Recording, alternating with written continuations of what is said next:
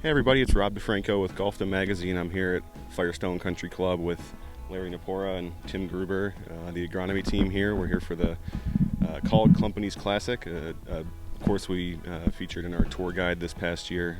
Larry, Tim, how you guys doing? Doing great. Great. Hey. Been a long week from what I understand. How have things been going here on a nice Saturday afternoon?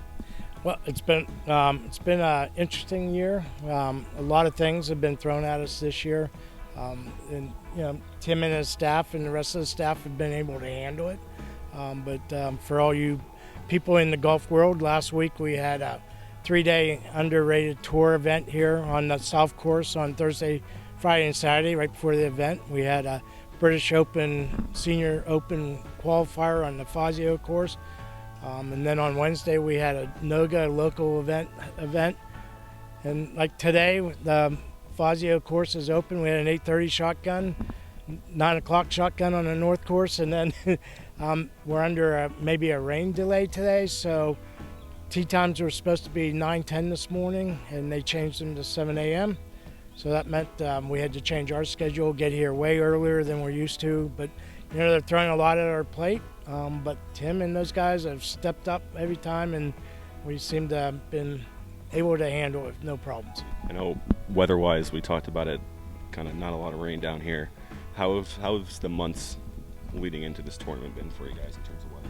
Well, like in May, we went 22 days without any rain. So it's been a dry year for the average. I'm going to say for the last 14 days, we've had 0.1 inches of rain.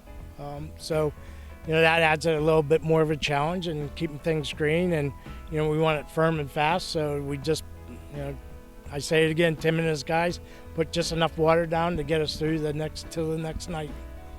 You guys take a lot of pride in your crew, all the superintendents, all the guys in your crew.